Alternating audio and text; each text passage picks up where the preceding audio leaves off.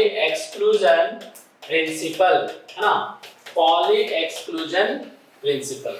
Heading करो, poly exclusion principal. क्या होता है poly exclusion principal? Poly exclusion principal क्या होता है? किसी भी एटम में कोई भी एटम, चाहे हाइड्रोजन हो या फास्फोरस या नाइट्रोजन, कोई भी एटम, किसी भी एटम में दो इलेक्ट्रॉन का सभी क्वांटम नंबर का वैल्यू सेम नहीं होगा। क्वांटम नंबर क्या था? कितने क्वांटम नंबर थे? 4। क्वांटम नंबर क्या होता है? एक ऐसा नंबर जो एटम का क्या, इलेक्ट्रॉन का क्या बताता है? Address in an atom. What is a quantum number? It is a set of 4 number. What is a quantum number? It is a set of 4 number which gives complete information about the electron in an atom. जैसे pin number होता है ना, postman pin number से तो letter पहुंचाता है। जैसे letter जब एड्रेस लिखते हैं तो पिन नंबर लिखते हैं। पिन नंबर में हर चीज मेंशन रहता है कि ये लेटर कहाँ जाएगा, किस स्टेट में जाएगा, है ना, किस शहर में जाएगा, वो सब चीज लिखा रहता है। पिन नंबर अगर नहीं लिखा है तो लेटर फाड़ के फेंक दिया जाएगा। समझ गए? तो उसी तरह से क्वांटम नंबर क्या होता है कि 4 इलेक्ट्रॉन का एक सेट है जो इलेक्ट्रॉन का एड्रेस बताता है एटम में। समझ में आया क्वांटम नंबर? अब इसमें पॉली एक्सक्लूजन प्रिंसिपल क्या है? पॉली एक्सक्लूजन प्रिंसिपल कहता है कि किसी भी एटम में दो इलेक्ट्रॉन का सेम एड्रेस नहीं हो सकता। यानी किसी भी एटम में दो इलेक्ट्रॉन का 4 क्वांटम नंबर का वैल्यू सेम नहीं हो सकता। एड्रेस का मतलब क्या है? 4 क्वांटम नंबर। तो 4 क्वांटम नंबर अगर सेम रहेगा तब ना एड्रेस सेम हुआ। 4 में से कोई भी एक सेम नहीं रहा तो एड्रेस सेम नहीं होगा, है ना। यानी मैक्स, तुम बोलोगे सर ये कैसे हो सकता है? अगर मान लीजिए एटम एक ही ऑर्बिट में है, तो अगर इलेक्ट्रॉन मैक्सिमम एक ऑर्बिट, मान लीजिए कोई दो इलेक्ट्रॉन एक ही ऑर्बिट में हो तो उसका n सेम होगा। अगर इलेक्ट्रॉन ऑर्बिट भी सेम है, सब सेल भी सेम है, तो उसके लिए L का वैल्यू सेम होगा। तो बोलोगे सर और इलेक्ट्रॉन एटम के अंदर ऑर्बिट में भी सेम, ऑर्बिट में भी है, सब सेल में भी है और ऑर्बिटल भी सेम है, तो उसका m का वैल्यू भी सेम होगा। लेकिन एक ऑर्बिटल में मैक्सिमम कितना इलेक्ट्रॉन रह सकता है? 2। ये बात किसने बताया था? पॉली ने। और दोनों इलेक्ट्रॉन का स्पिन कैसा होगा? दोनों इलेक्ट्रॉन का स्पिन अपोजिट होगा। यही बात तुम्हें याद रखना है। इसी कारण से एक ऑर्बिटल में मैक्सिमम 2 इलेक्ट्रॉन होगा और दोनों ही इलेक्ट्रॉन का स्पिन अलग अलग होगा। इसी कारण से एक एटम में 2 इलेक्ट्रॉन का सेम क्वांटम नंबर का वैल्यू नहीं हो सकता।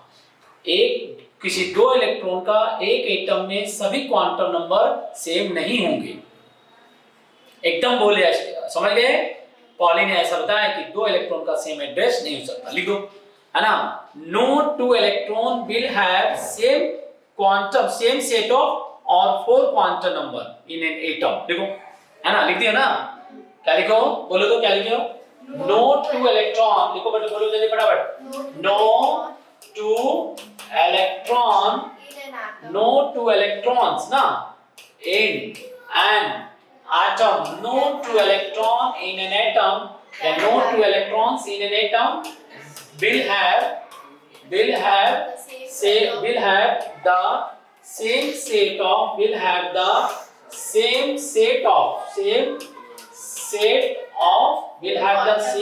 of 4 quantum number, same set of 4 quantum number, है ना।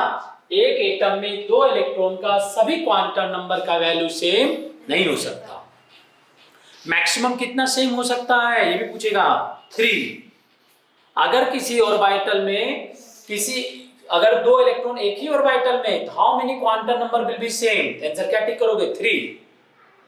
अगर कोई 2 इलेक्ट्रॉन एक ही ऑर्बिटल में है तो मैक्सिमम कितना क्वांटम नंबर सेम हो जाएगा? 3। 4th क्वांटम नंबर सेम नहीं हो सकता। ठीक है ना। तो दूसरा पॉइंट क्या बताया इन्होंने कि एक ऑर्बिटल में 2 इलेक्ट्रॉन मैक्सिमम रहेंगे। एक ऑर्बिटल में मैक्सिमम 2 इलेक्ट्रॉन ही रहेंगे। ठीक है, मैक्सिमम 2 इलेक्ट्रॉन ही रहेंगे। ध्यान सुनो, जैसे मान लीजिए हम एक ऑर्बिटल में 3 इलेक्ट्रॉन रख देते हैं। मान लीजिए ये ऑर्बिटल है 3p का, मान लो ये ऑर्बिटल है 3p का, और इस 3p वाले ऑर्बिटल में हम मैक्सिमम कितने इलेक्ट्रॉन रखते हैं? जैसे मान लीजिए पहले तो ये देखो, पहले हम इसको रखना चाहते हैं हीलियम के, देखो हीलियम एटम है, हीलियम एटम के पास कितने इलेक्ट्रॉन है? 2। ऑर्बिट कितना है? 1। शेल कितना है? 1। सबशेल कितना है? 1। ऑर्बिटल कितना है? 1, है ना? तो हीलियम एटम के पास कौन सा सेल है? के सेल। के सेल में कितने सब सेल होंगे? एक ही होंगे, उसका नाम क्या होगा? 1s। और s सब सेल में कितने ऑर्बिटल्स होते हैं? एक ही होते हैं।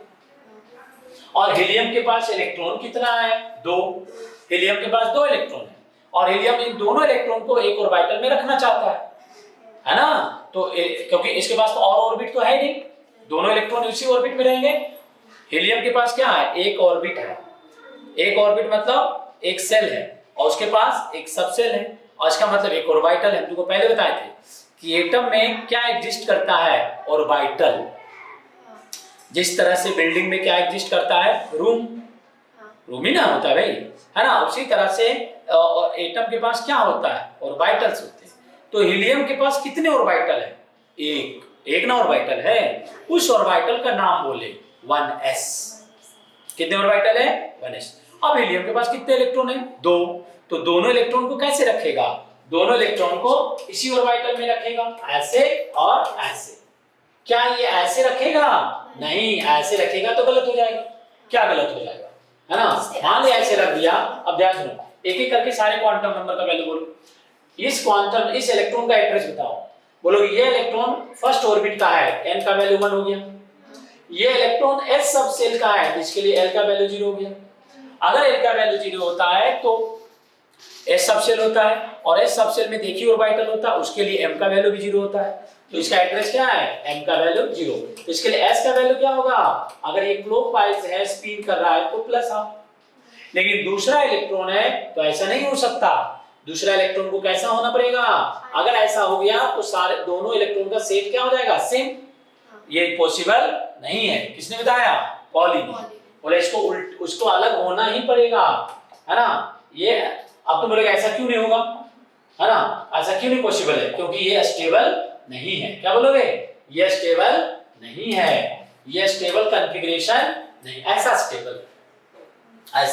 स्टेबल है ना? अच्छा, इसके लिए आप देखो n का वैल्यू क्या होगा? सेम सेल, सेम सब सेल। l का वैल्यू 0, m भी 0, तो s का वैल्यू क्या होना पड़ेगा? -हाफ। समझ गए? तो हीलियम के पास कितने इलेक्ट्रॉन है? 2। किस सब सेल में है? किस सेल में है? फर्स्ट सेल में। किस सब सेल में? 1s में। किस ऑर्बिटल में है? 1s में। कितने इलेक्ट्रॉन है? 2। दोनों का स्पिन कैसा है? अपोजिट। स्पिन बताए थे ना, एक क्लॉकवाइज स्पिन करेगा, एक अपने एक्सिस पे घूमना, दैट इज कॉल्ड स्पिन। अपने एक्सिस पे घूमना, तो एक ऐसे से घूम रहा है और एक ऐसे से घूम रहा है। स्पिन, अपने एक्सिस पे घूमना, दैट इज स्पिन। समझ गए? इलेक्ट्रॉन जो है हीलियम में, दोनों का स्पिन कैसा है? अपोजिट। और इलेक्ट्रॉन जब स्पिन करता है तो मैग्नेटिक फील्ड क्रिएट करता है, पता है ना?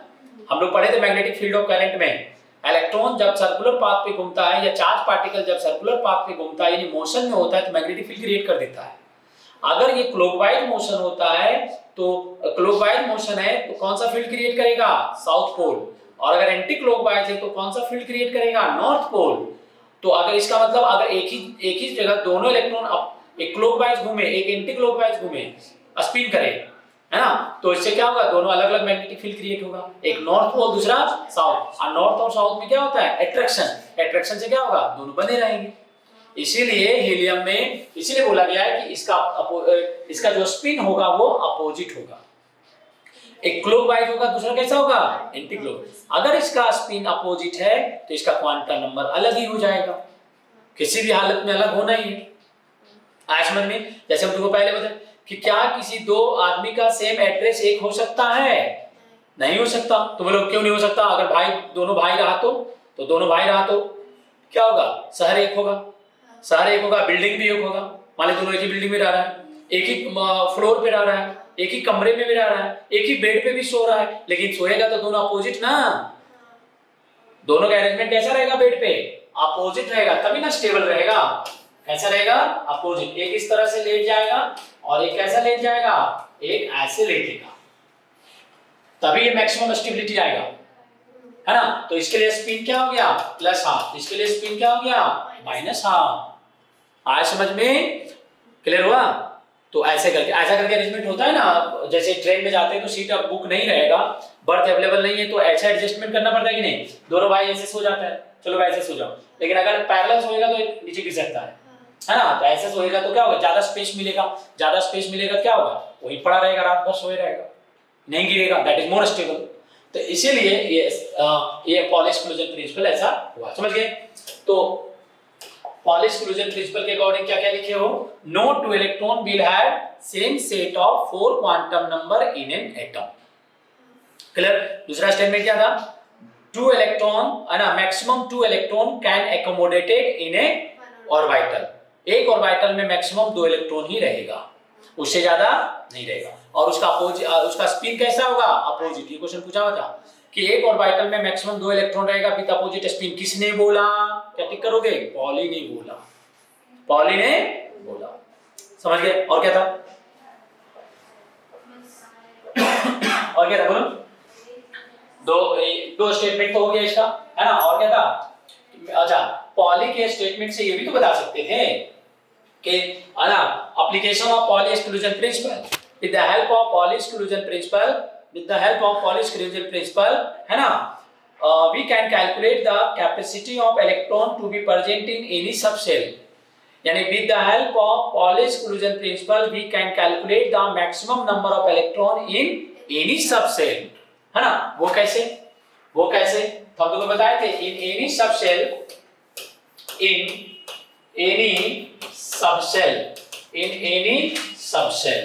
है ना, नंबर ऑफ ऑर्बिटल्स कितने होंगे, number of orbitals in any subshell, number of orbitals कितने होंगे, नंबर ऑफ ऑर्बिटल्स होंगे 2l+1,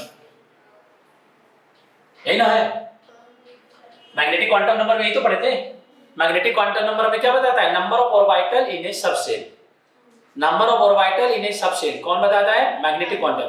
अब मैग्नेटिक क्वांटम नंबर का वैल्यू मैक्सिमम कितना आएगा, 12+1, तो कितना आ गया, 12+1 है। आज समझ में, तो मैक्सिमम नंबर ऑफ ऑर्बिटल से किसी भी सबसेल में कितना हो गया, मैक्सिमम नंबर ऑफ ऑर्बिटल 12+1, और एक ऑर्बिटल में मैक्सिमम कितना इलेक्ट्रॉन रह सकता है पॉली के अकॉर्डिंग, 2, तो एक maximum number of electron in a subshell कितना हो जाएगा, तो इलेक्ट्रॉन पूछ दिया जाए तो क्या करोगे, मैक्सिमम नंबर ऑफ इलेक्ट्रॉन, है ना, maximum number of electron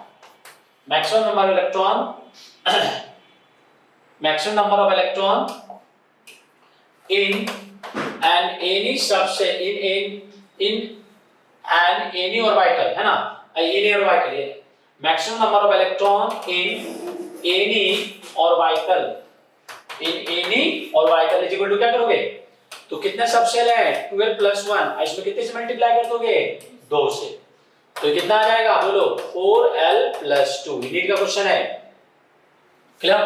maximum number of electron in an orbital is equal to 4l+2, sorry maximum number of electron in orbital, 4l+2, orbital नहीं, maximum number of electron in a subshell, एक orbital में 2 electron होगा, और एक subshell में कितना कोई भी सबसेल में कितने ऑर्बिटल्स होंगे, 12+1 सबसेल है, ऑर्बिटल कितना पॉसिबल है, 12+1, और एक ऑर्बिटल में कितने इलेक्ट्रॉन पॉसिबल है, 2, इससे मल्टीप्लाई कर दो कितना आ जाएगा, 4+2, यानी 4+2 क्या बताएगा तुम्हें, maximum number of electron in a subshell. ये फार्मूला तुम्हें क्या बताता है, ये फार्मूला तुम्हें क्या बताता है, number of subshell in A number of orbitals in a subshell, number of orbitals in a subshell, और ये फार्मूला तुम्हें क्या बताएगा, number of electron in a orbital, sorry number of orbitals in a subshell, अरे number of, सब रुक जाओ एक मिनट फिर से देखते हैं। ये फार्मूला, ये क्या चीज है, ये है in any subshell, number of orbitals कैसे निकलेगा, नंबर ऑफ ऑर्बिटल्स किसी भी सबसेल में कैसे निकलेगा, 12+1 से। नंबर ऑफ ऑर्बिटल्स कैसे निकलेगा किसी भी सबसेल में, किसी भी सबसेल में नंबर ऑफ ऑर्बिटल निकलेगा 12+1 से, और किसी भी सबसेल में नंबर ऑफ इलेक्ट्रॉन्स कैसे निकलेगा, 4l+2 से। आज समझ में, जैसे एग्जांपल देखो, है ना, जैसे मान लीजिए सबसेल, ये क्या है, सबसेल, तो किस सबसेल की बात कर रहे हैं हम बात करेंगे एस सबसेल। तो एस सबसेल में कितने ऑर्बिटल्स होंगे 1 तो maximum number of electron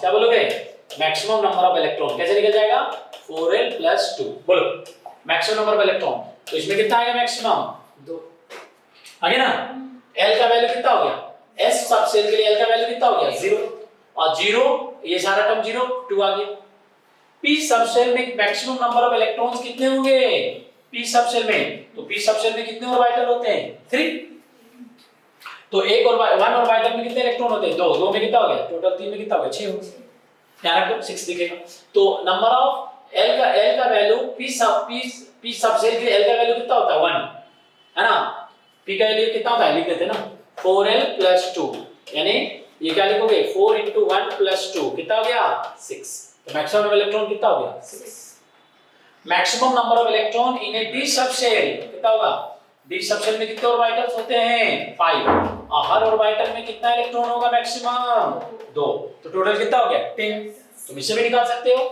4l कैसे निकाल सकते हो 4l + 4 कैसे निकाल सकते हो 4l + 2 से d सबसेल के l का वैल्यू कितना होता है 2 क्या कहते रखो 2 + 4 × 2 कितना होगा 8 + 2 कितना होगा 10 हुआ ना आज समझ में है ना तो सारे इस सबसेल के लिए l का वैल्यू कितना हो गया 0 इसके लिए 1 इसके लिए 2 चलो f सबसेल के लिए l का वैल्यू कितना होता है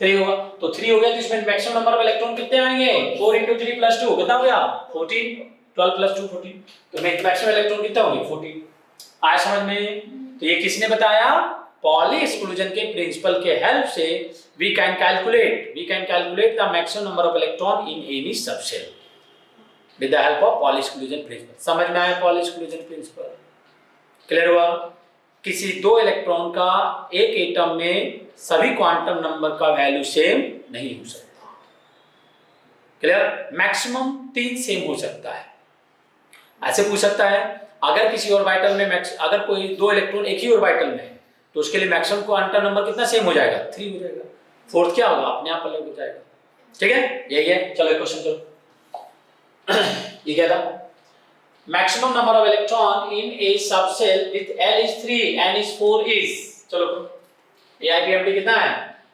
2012 maximum number of electron in a subshell with l is 3 n is 4 तो कितना हो गया तो हमें n की जरूरत नहीं है n की क्या जरूरत है n की जरूरत है फार्मूला में n की जरूरत है नहीं इसकी जरूरत है तो कितने से मल्टीप्लाई करते हैं 4 से 4 × 3 + 2 4 × 3 है ना फार्मूला क्या था 4l + 2 कितने मल्टीप्लाई कर दोगे 4 से 4 को मल्टीप्लाई करोगे कितना हुआ 12 + 2 12 + 3 12 × 3 सॉरी 4 × 3 12 + 2 14 आया समझ में तो इस मैक्स एक क्वेश्चन हो गया है ना मैक्सिमम नंबर ऑफ इलेक्ट्रॉन कितना रहेगा तो हमें n से तो मतलब ही नहीं नंबर ऑफ इलेक्ट्रॉन्स के लिए फार्मूला क्या हो गया 4l + 2 है ना किसी भी सबसेल के लिए l का वैल्यू दिया रहेगा और नंबर ऑफ इलेक्ट्रॉन पूछ देगा या नंबर ऑफ ऑर्बिटल पूछेगा तो 12 प्लस कितना करेंगे 12 + 1 12 + 1 करेंगे ऑर्बिटल्स के लिए number of orbital in any subshell 12 + 1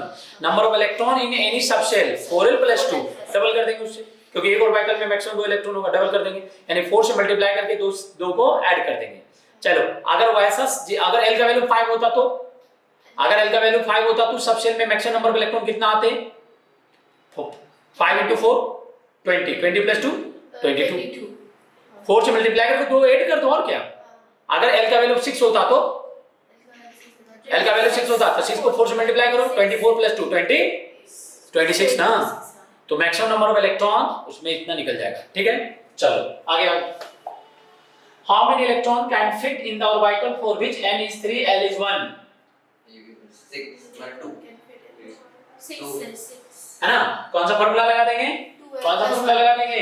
2l + 1 2l + 1 2 * l का वैल्यू कितना रखेंगे 1 अब प्लस कितना हो जाएगा 12 मैक्सिमम नंबर ऑफ इलेक्ट्रॉन ना पूछा है तो इलेक्ट्रॉन के लिए कितना रखेंगे 4l + 2 तो 4l का वैल्यू कितना है 1 अब + 2 कितना है आंसर 6 हां तो सर आंसर 6 ठीक है ना तो ये क्या हो गया 6 और ये गलत हो जाएगा बताइए आया समझ में ये क्या पूछा है ध्यान से सुनना इस क्वेश्चन में इस क्वेश्चन को ध्यान से देखो इस क्वेश्चन को क्या कर रहा है ये, है ना, ध्यान से देखना है इसको। ये ऑर्बिटल है, यहाँ ऑर्बिटल्स नहीं है। ऑर्बिटल्स का मतलब होता है सबसेल, ऑर्बिटल का मतलब एक डब्बा। तो maximum 2 electron can accommodate in any orbital, किसने बोला था? पॉली ने। ये तो तुम्हें कंफ्यूज करने के लिए दे दिया। आंसर क्या होगा? 2। Maximum 2 electron can accommodate in any orbital, चाहे ऑर्बिटल s का हो, चाहे p का हो, चाहे d का हो, चाहे f का हो। समझ गए? अगर ऑर्बिटल्स होता तब आंसर होता 6, तब हो जाता p ऑर्बिटल। p ऑर्बिटल्स में कितने इलेक्ट्रॉन होते हैं? 6। ऐसे भी पूछेगा p ऑर्बिटल में कितने इलेक्ट्रॉन होंगे, तो 2 बोलोगे। p ऑर्बिटल्स में कितने होंगे? 6 होंगे। p ऑर्बिटल्स मतलब सबसेल, ऑर्बिटल मतलब एक डब्बा, ऑर्बिटल्स मतलब 3 डब्बा। समझ गए? d ऑर्बिटल में मैक्सिमम कितने इलेक्ट्रॉन हो सकते हैं? 2। फिर बनता है 10। ऑर्बिटल्स बोलेगा तब 10 बोलोगे, 10। ऑर्बिटल बोला तो 2 ही होगा, किसी भी ऑर्बिटल हो, चाहे s का ऑर्बिटल हो, चाहे p का ऑर्बिटल हो, चाहे d का हो या f का हो, कोई भी ऑर्बिटल हो, किसी का भी ऑर्बिटल हो, मैक्सिमम 2 इलेक्ट्रॉन रहेगा।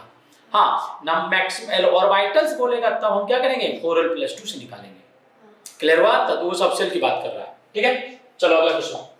Maximum number of electron in a subshell of an atom is determined by the following. देखो ये भी पूछा है 2009 में। Maximum number of electron in a subcell of an atom is determined by the following. 4l। अभी जो हम लोग फार्मूला बनाए थे क्या था? 4l+2। समझ में आया सब कुछ सीख गए, खत्म हो गया पॉली एक्सक्लूजन प्रिंसिपल। बोलो क्या? अगर सर वहां पे शेल लिखा रहता सबसेल के जगह। हाँ, तो सेल के लिए maximum number of electron in any cell that is 2n²। Maximum number of electron in any cell is 2n². Maximum number of electron in any subcell 4l+2. Maximum number of electron in any orbital that is 2. Orbital में 2, subcell में 4l+2 और cell में that is 2n²। अब आया समझ में? कोई गलती नहीं होगा, कोई गलती नहीं। चलो, है ना, इस टाइप के क्वेश्चंस नीट में आते हैं, है ना। खत्म हो गया।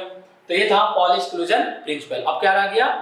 हुंस रूल ऑफ मैक्सिमम मल्टीप्लिसिटी। ठीक है, चलो।